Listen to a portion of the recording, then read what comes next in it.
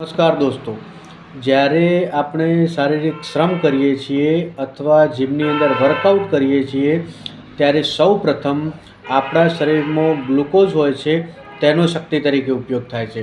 જ્યારે ગ્લુકોઝ ઓછું થઈ જાય છે ત્યારે આપણા શરીરમાં જે ફેટ હોય છે જેને આપણે ચરબી કહીએ છીએ તેનો શક્તિ તરીકે ઉપયોગ થાય છે. અને જ્યારે ફેટ પણ ઓછો થઈ જાય છે ત્યારે આપણા શરીરની અંદર જે પ્રોટીન છે તેનો શક્તિ તરીકે ઉપયોગ થતો હોય છે. તેથી કોઈ કારણસર આપણા શરીરની અંદર ગ્લુકોઝ લેવલ જો ઓછું હોય અને આપણું શરીર પણ મસ્ક્યુલર હોય, ફેટી ન હોય, ત્યારે આ પ્રોટીનનો શક્તિ તરીકે ઉપયોગ થતો હોય છે. આપણું હૃદય, આપણી માંસપેશીઓ, લીવર આ બધા જ પ્રોટીનથી બનેલા હોય છે.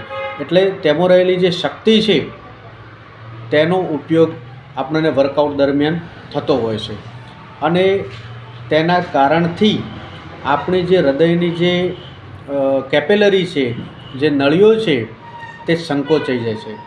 કારણ આપણે વર્કઆઉટની અંદર પ્રોટીનનો ઉપયોગ થાય છે.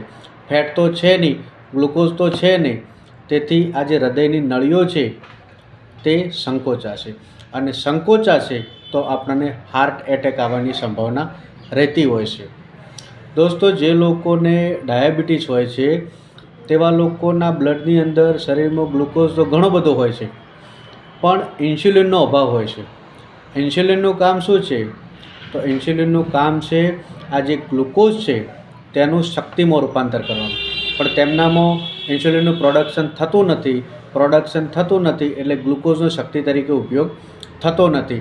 બીજું કે આજે ડાયાબિટીસની તકલીફવાળા લોકો છે તેવા લોકોમાં ધીરે ધીરે ફેટ પણ ઓગળવા મળતો હોય છે, કારણ ગ્લુકોઝ પછી સીધો ફેટનો નંબર આવતો હોય છે શક્તિ તરીકે ઉપયોગ થવામાં.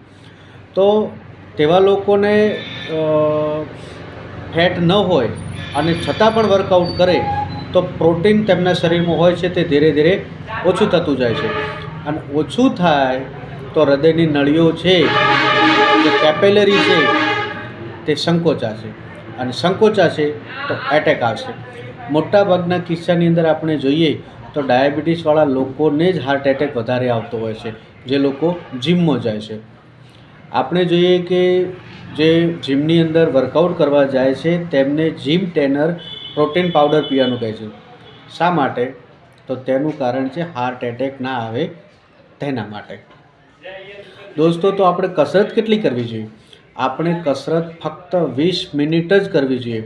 20 મિનિટથી વધારે કસરત કરવાની જરૂર નથી હોતી. જો દરરોજ આપણે 20 મિનિટ કસરત કરીએ તો 3 મહિનાની અંદર આપણા શરીરમાં જે ચરબી જમા થઈ છે તે ઓગળી જશે, તેનું શક્તિમાં રૂપાંતર થઈ જશે અને પછી આપણું શરીર મસ્ક્યુલર રહેશે. અને સાથે સાથે બીજું પણ છે કે આપણે શરીરને તંદુરસ્ત રાખવું હોય, હેલ્ધી રાખવું હોય, મસ્ક્યુલર રાખવું હોય તો આપણે ફાઇબરવાળો ખોરાક ખાવો જોઈએ. ગળપણ ઓછું કરી દેવું જોઈએ, ખટાશ ઓછી કરી દેવી જોઈએ, નમક ઓછું કરી દેવું જોઈએ, તળેલી વસ્તુ ઓછી કરી દેવી જોઈએ અને ફાઇબરવાળો એટલે કે ફ્રૂટ અને કાચા શાકભાજી એનો જો ખોરાકની અંદર આપણે વધારે ઉપયોગ કરશું તો આપણું શરીર ફેટી બનશે નહીં, આપણે તંદુરસ્ત રહીશું અને આપણે જીમ જવાની પણ ઓછી જરૂર પડશે. 20 મિનિટની કસરત તો આપણે ઘરે પણ નોર્મલી કરી શકતા હોઈએ છીએ અને આપણને કોઈ બીમારી પણ નહીં આવે. Thank you.